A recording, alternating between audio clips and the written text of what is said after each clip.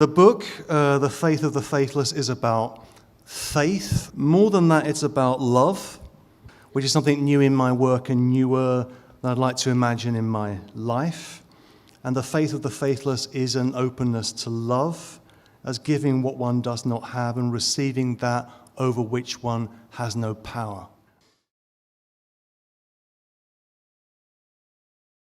We live in a world increasingly defined by religiously motivated political violence, and this needs to be analysed and thought through. Somehow we seem to have passed from what we were told when I was a kid was a secular age, which we were ceaselessly told was post-religious, to a new situation in which political action seems to flow directly from religious metaphysical conflict. This situation could be triangulated around the often fatal entanglements of politics and religion, where the third vertex of the triangle is violence. Politics, religion, and violence appear to define the present through which we're all too precipitously passing. Let me make a remark about the relationship between politics and religion. Without an understanding of the intrication of politics and religion, we have little hope of comprehending our present. What the present reveals is a series of grim parallels.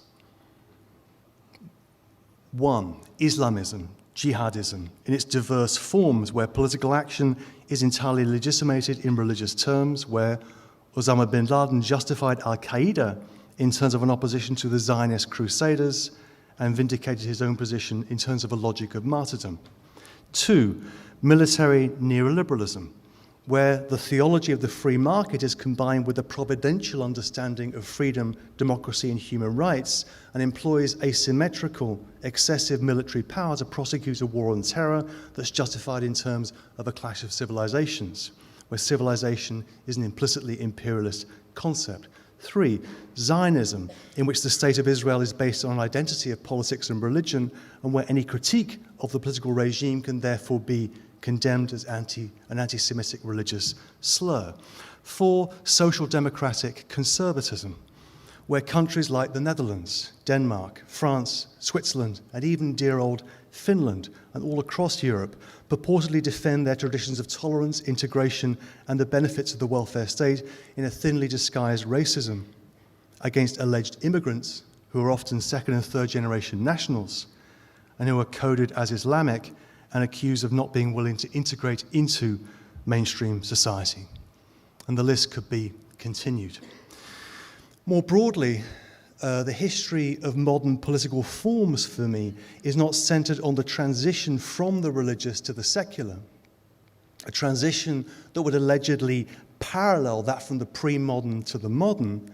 Rather, the history of modern political forms, republicanism, liberal democracy, fascism, Bolshevism, is best understood as a series of metamorphoses of sacralization.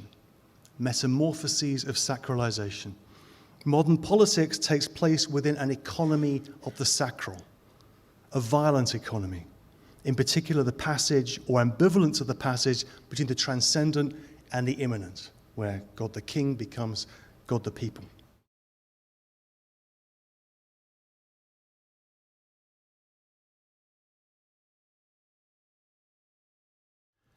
We're living through a chronic re-theologization of politics. The intrication of politics and religion defined by violence, and that's what I'm trying to think through in this project. I want to do this not in order to break the connection between politics and religion, though, but to acknowledge the limitation of any completely secularist politics, particularly on the left. It seems to me that the left has all too easily ceded the ground, the religious ground, to the right. And it's this ground that needs to be regained in a coherent, long-term, and tenacious political war of position, as Gramsci would say. And Gramsci also wrote, we shouldn't forget that socialism is the religion that's needed to kill off Christianity. In other words, and here I'm being a little partisan, which is bad, isn't it? Is belief something that only they have? Right? Is faith something that only they have? People like Mitt Romney, what on earth do Mormons believe? Or Newt Gingrich, who say they believe, But can we have belief too? Can we have faith too? This is what I have in mind with the locution, faith of the faithless. What meaning might faith still have? Can there be a political faith that would neither be a right-wing distortion of Christianity nor a liberal deism, where God does nothing, but something else, what I'm calling a faith of the faithless? Might there also be a political faith, a rigorous and activist conception of faith?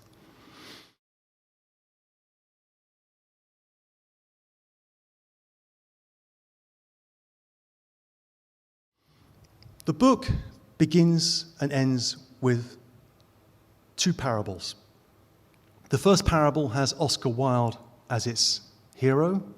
The second has Kierkegaard and Kierkegaard's works of love, where what interests me in Kierkegaard is his emphasis upon the rigor of love and the essential insecurity of faith. But what caught my eye in Wilde was a quotation from his text De Profundis, which is sort of the germ of the book. In captivity, in a stinking cell in Reading, in England, writing on one sheet a day, the one sheet that he was granted. And when he finished the one sheet, he was given another sheet the next day. Having lost everything and become completely ruined, hated, and vilified, Wilde writes, "When I think of religion at all, I feel as if I would like to found an order for those who cannot believe. The confraternity of the faithless, one might call it, where, on an altar on which no taper burned, a priest in whose heart peace had no dwelling, might celebrate with unblessed bread and a chalice empty of wine. Everything to be true must become a religion, and agnosticism should have its ritual, no less than faith." A confraternity or a consorority of the faithless. And it's that line, everything to be true must become a religion, that interests me most. What does true mean in that instance? What do I mean by faith? Faith is not a belief in some metaphysical entity. It is rather a lived subjective commitment to what I call an infinite demand. Faith is infinitely demanding. This is the kind of demand issued by Jesus when he said in the Sermon on the Mount, "Love your enemies, bless them that curse you." Listen to this. "Do good to them that hate you, and pray for them which despitefully use you and persecute you." Matthew 5:44. Christ is not stating something that might be simply followed through or carried out. Jesus' ethical demand is a ridiculous demand. It puts the ethical subject into a situation of sheer ethical overload. But in my view, ethics is all about overload. When Christ in the same sermon says, "Be ye therefore perfect, even as your Father which is in heaven is perfect," he doesn't for a moment imagine that such perfection is attainable, at least not in this life, as it would require the equality of the human and the divine, which is heretical.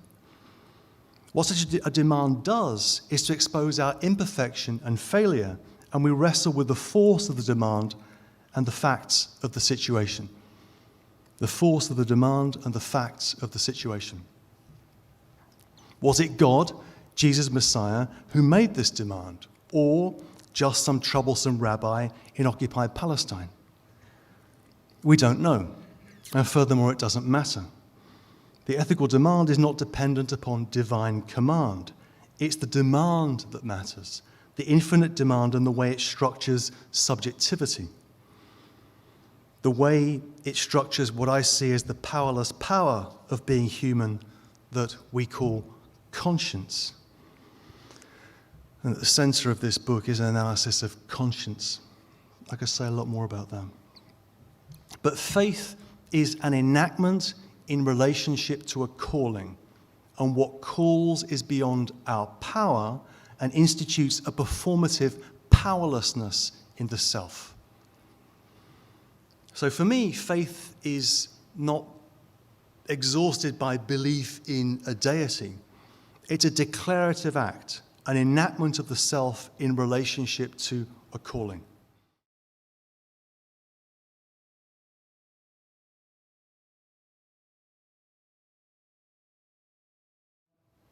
This conception of faith is not just shared by the denominationally faithless, but can be experienced by them perhaps in an exemplary way. Faith is not then necessarily theistic. However, and this should have been, this is a constant concern of my work, an agnostic conception of faith should not be triumphalist.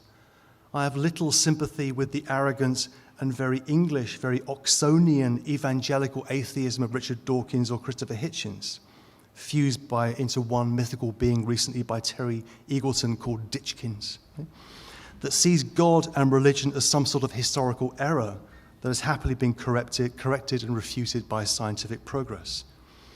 On the contrary, the religious tradition with which I'm most familiar, broadly Judeo-Christian, is a powerful way of articulating questions of the ultimate meaning and value of human life in ways irreducible to naturalism, in ways irreducible to natural science.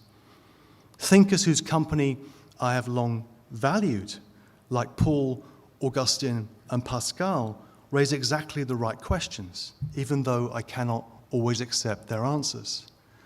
Furthermore, when it comes to the political question of what might motivate a subject to act in concert with others, rationality alone is insufficient. In order that a legitimate political association might become possible, that is, in order that citizens might pledge themselves to some conception of the good, reason has to be allied to questions of faith and belief that are able to touch the deep existential matrix of human subjectivity.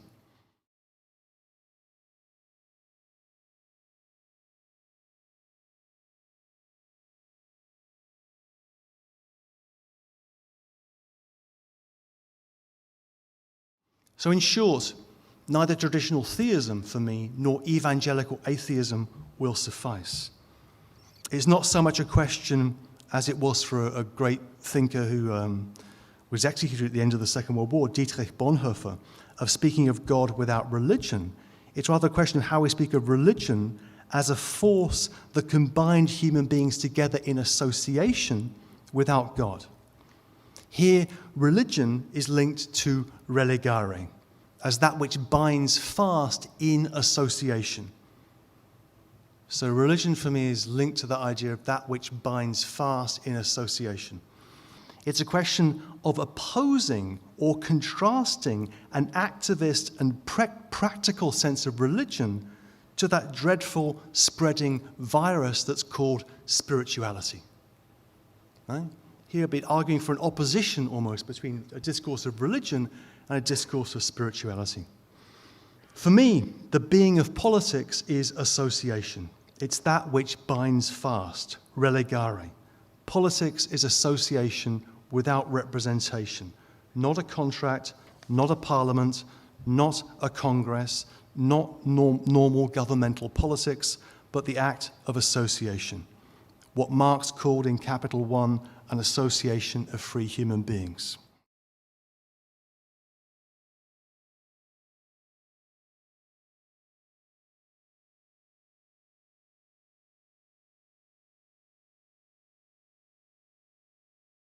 Faith without love is, as Paul says, a noisy gong, a clanging cymbal. It must be underwritten by love. As I already said, the newest idea for me in Faith of the Faithless is the emphasis on the idea of love, in particular the idea of mystical love, and the amazing testimonies and texts that I was trying to engage with, in particular of medieval female mystics like Marguerite Porete, who in many ways is one of the heroes of the book. For people like this, love is not some kind of tepid contract, or, as Hegel would say, a dialectic of dependence or an independence, nor is love some kind of constant state. Love is an act of spiritual daring that attempts to eviscerate and excoriate the old self in order that something new might come into being. Love dares the self to leave itself behind, to enter into poverty and to engage with its own annihilation, to hew and hack away at the self to make a space that's large enough for love to enter. It's the way Porret puts it. Love as both impoverishment and enrichment of the self, an enrichment through impoverishment, an audacity and act of endurance in giving what one does not have and receiving that over which one has no power, is difficult.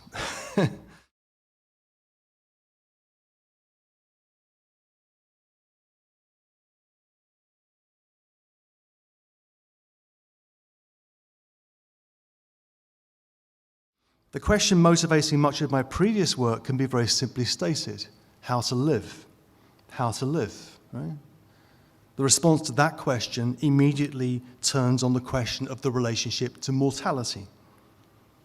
To philosophize is to learn how to die. That's how to live. For reasons that I'm trying to clarify in this new stuff, the question how to live has become the question how to love. Love is not just as strong as death, it is stronger.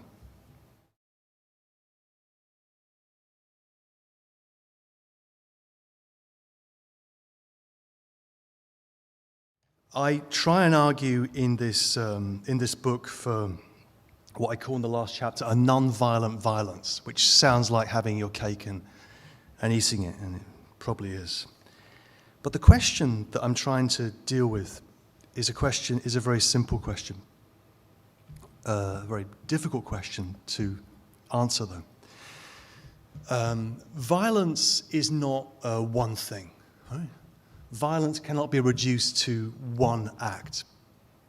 Violence is always a sequence. Violence is a phenomenon that has a history. Violence is always at least two. It's always a play of violence and counter-violence, and a movement of violence and counter-violence that goes back the generations, goes back into history. And history seems to be a history of violence. Both the violence and the counter-violence are justified in their terms, and the wheel turns. Now, I talk in this argument about Frantz Fanon in particular. And Fanon would argue that violence is never an abstract concept for the colonized. Historical amnesia and incuriousness about the violence of the past is the luxury of the oppressor. And the colonized subject lives the historical violence of their expropriation viscerally, all the way to psychosis in the case of the ones that Fanon analyzed.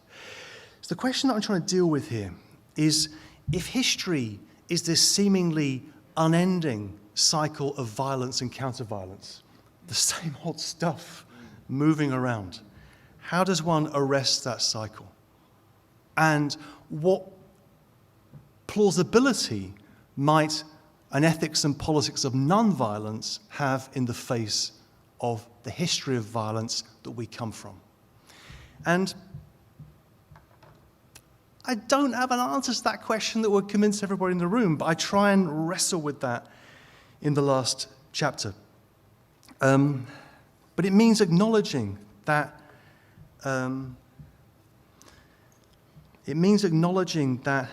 non-violence is not a principle, it's not a law, it's not a categorical imperative. It is what Walter Benjamin calls, in an extraordinary phrase, a guideline.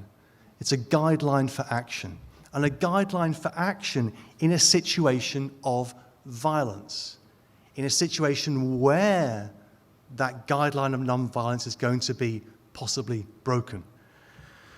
So what I try and analyze at the end of the book is the way in which the commandment of non-violence, thou shalt not kill, is not an absolute prohibition. It's a fragile guideline for action whose force arises in a situation where it might be transgressed. Violence might well become necessary, but never justified. I think that's the key distinction.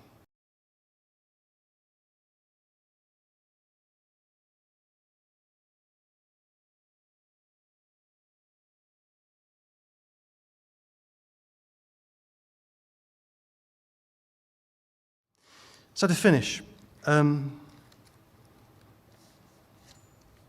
politics for me is action that situates itself in the conflict between a commitment to non-violence and the historical violence of the reality into which we're inserted, which requires an ever-compromised and ever-imperfect action that's guided by an infinite ethical demand. So, on my view, politics is action, it's invention, which never has clean hands. It's a question of how dirty you're prepared for your hands to be. And I guess what shifted in my position, which touches on a conversation we had some years ago, is that I used to argue for a kind of blanket non-violence position. I think that's myopic. We need a much more subtle understanding of the risks of violence, of the necessity of violence in certain contexts, and we need the